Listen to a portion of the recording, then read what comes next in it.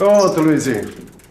Experimenta, vê se ela melhorou. Ah, tá. Deixa eu dar uma voltinha aqui. Puxa, ficou boa mesmo, hein, Ananias? Obrigado, hein? Mas eu vou ter que te ficar devendo mais essa, tudo bem? Tudo bem. Vizinho é pra essas coisas.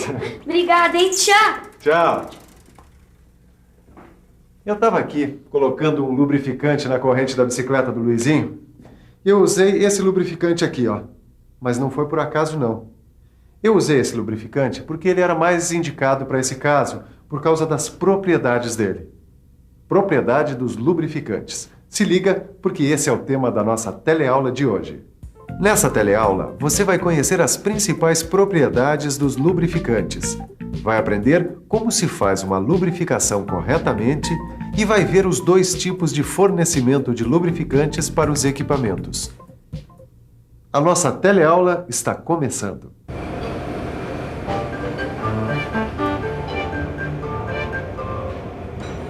Você ia ter mesmo problema com esse mancal da máquina, Titão. E sabe por quê? Não. Falta de lubrificação. Alguém da manutenção comeu barriga e esqueceu de lubrificar. Mas peraí, Silva, isso é muito grave? Não, o reparo dele até que não é muito complicado. Agora, deixar de lubrificar a máquina, isso sim é muito grave.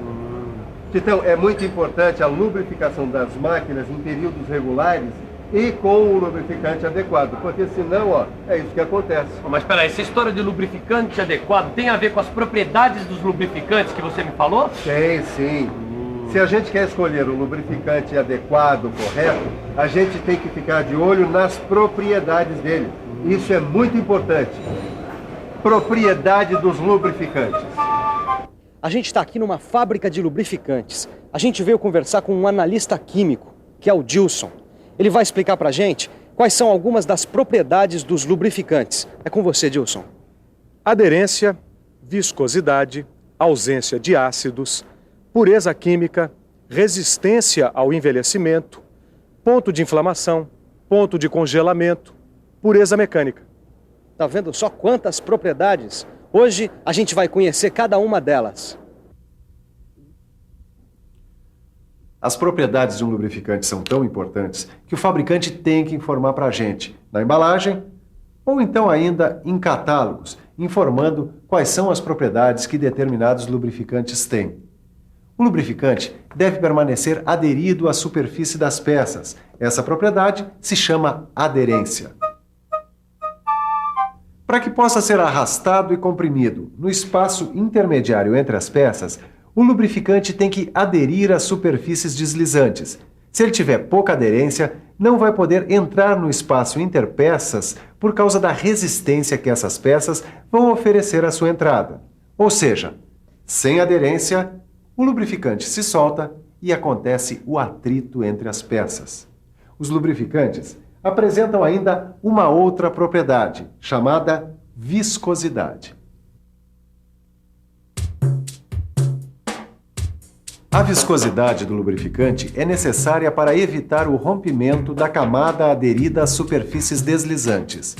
Sem ela, seria impossível a formação de uma película resistente de lubrificante.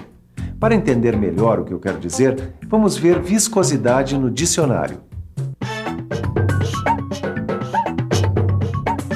Viscosidade. Propriedade dos fluidos de oferecer resistência ao movimento ou escoamento. O nível de atrito fluido depende da viscosidade, ou seja, da resistência da camada lubrificante. Não é isso mesmo, mestre Silva? É sim. A viscosidade nada mais é do que uma forma de atrito num deslizamento fluido. Agora tem uma coisa importante, Titão. A camada lubrificante não pode ser muito viscosa para não perder energia por atrito no deslizamento. Por outro lado, também não pode ser pouco viscosa, porque a película lubrificante teria resistência muito pequena. Por exemplo, em cargas grandes, ao invés de acontecer a película espessa, acontece a película mista, que é minimizada pelo uso de lubrificantes adequados. Quer dizer que a viscosidade de um lubrificante nem sempre é a mesma? Não, não é. A viscosidade vai variar de acordo com a temperatura. Se a temperatura for alta, batata. o lubrificante vai ter menos viscosidade. Viu como é muito importante conhecer a temperatura de trabalho para escolher o lubrificante adequado? Agora, uma coisa importante para a gente saber, Titão, é que a viscosidade é medida em aparelhos chamados viscosímetros. Eles medem o tempo requerido por uma determinada quantidade de lubrificante para fluir através de um tubo com certas dimensões em uma determinada temperatura. Olha aqui, este gráfico mostra pra gente a viscosidade de diferentes lubrificantes em função da temperatura. Veja que o aumento da temperatura diminui a viscosidade do lubrificante. Uma das propriedades desse lubrificante aqui é a ausência de ácidos. Isso quer dizer que ele está livre de ácidos orgânicos. Esses ácidos são procedentes da mistura de graxas vegetais e graxas minerais, que são os resíduos do refinamento ácido. Agora, um lubrificante com pureza química é um lubrificante que está livre de álcalis, asfaltos, resinas e parafina. Agora, o que um bom lubrificante tem que ter é resistência ao envelhecimento. Ele não pode variar a sua composição química, mesmo depois de um uso prolongado. E tem mais, um bom lubrificante não oxida, não fica resinoso e nem espesso. Em contato com a água, ele não deve formar emulsão. Outra qualidade muito importante nos lubrificantes é o ponto de inflamação. Ele corresponde à temperatura em que os vapores de óleo se desprendem, formando uma mistura explosiva de ar e vapor de óleo. O ponto de inflamação é muito importante nos lubrificantes de máquinas que trabalham com temperaturas elevadas, como cilindros de vapor, motores de combustão e compressores. Já o ponto de congelamento é a temperatura abaixo da qual o lubrificante fica tão rígido que ele é incapaz de fluir por seu próprio peso através de um tubo com 40 milímetros de diâmetro. Por isso, é muito importante conhecer direitinho o ponto de congelamento de um lubrificante quando se trabalha com máquinas em baixa temperatura. E a última propriedade que a gente precisa conhecer é a pureza mecânica. Pureza mecânica é a ausência de impurezas sólidas capazes de danificar as superfícies móveis ou causar um entupimento dos condutos de lubrificante. E é bom lembrar que os lubrificantes velhos devem ser filtrados antes de serem reutilizados. Determinado o tipo de lubrificação e do lubrificante, é preciso manter a continuidade da lubrificação com uma distribuição suficiente nos pontos marcados. Bem, uma coisa que a gente não pode esquecer nunca é da economia, não é mesmo? O lubrificante tem que ser aproveitado ao máximo e o seu consumo deve ser o estritamente necessário. É isso que nós chamamos de técnica de lubrificação. Bem, eu vim aqui conversar com o Evandro justamente porque ele está lubrificando uma máquina. Evandro, por favor, diz pra gente como é que se faz uma lubrificação correta.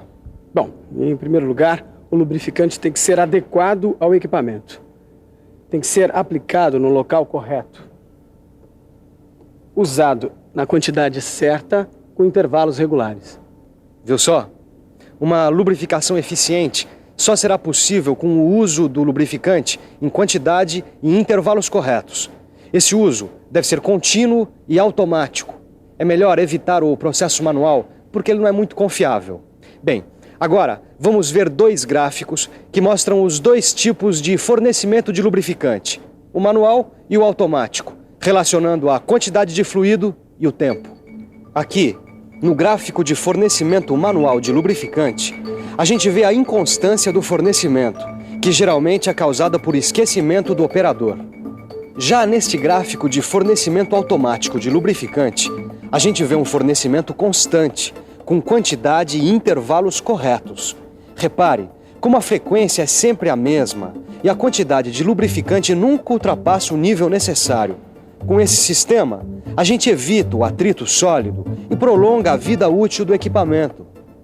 Poxa, Silva, não se pode bobear com essa história de fornecimento manual de lubrificantes. É isso aí, Titão, não pode não. Tem gente que acha que tem memória de elefante, mas quando acaba, olha só no que dá.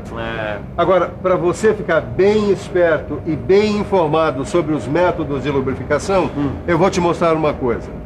A gente pode dizer que existem 2 sistemas de lubrificação. Sistemas de lubrificação? É, exatamente. é a maneira pela qual se coloca o lubrificante no equipamento. Olha aqui, nesse rolamento está sendo usado o sistema de perda total. Observa. Nesse sistema, a aplicação do lubrificante é feita por meio de engraxadeiras, buretas, oleadores de gota ou mecânica. Ah, chama perda total porque o lubrificante não é recuperado. É isso aí, Titão. A quantidade de lubrificante é necessariamente limitada. Esse sistema provoca a lubrificação por película limite ou, no máximo, mista. E a alimentação pode ser contínua ou descontínua. Bom, e essa fresadora aqui? Que sistema que utiliza? Essa fresadora utiliza o sistema selado. Nele, o óleo é continuamente reempregado. Como o lubrificante é protegido de contato com o exterior, as perdas são reduzidas ao máximo. É o tal sistema de circulação? É incrível como esse rapaz aprende rápido. Você sabe por que eu aprendo rápido? Porque sempre que eu aprendo uma coisa nova, eu faço uma boa revisão para ver se eu peguei tudo. Bom, falando nisso, que tal fazer uma agora? E atenção, se liga aí que é hora da revisão. Na teleaula de hoje, você aprendeu que para uma escolha correta do lubrificante, a gente tem que levar em conta suas principais propriedades, como o poder adesivo, a viscosidade, ausência de ácidos, pureza química, resistência ao envelhecimento, ponto de inflamação, ponto de congelamento e pureza mecânica. Viu que o fornecimento de lubrificante pode ser manual ou automático. E, finalmente, viu que o sistema de lubrificação pode ser de perda total ou selado. E então, quer ficar ainda mais por dentro das propriedades dos lubrificantes? É simples.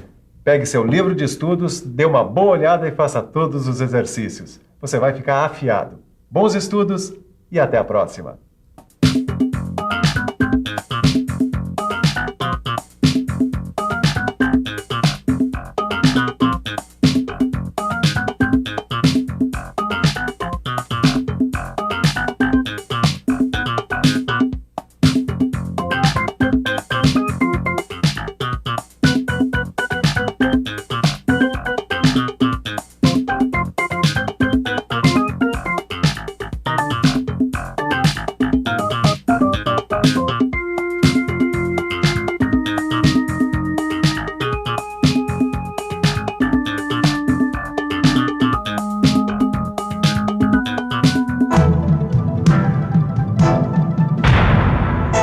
Telecurso 2000, um programa de educação do Sistema Fiesp e da Fundação Roberto Marinho.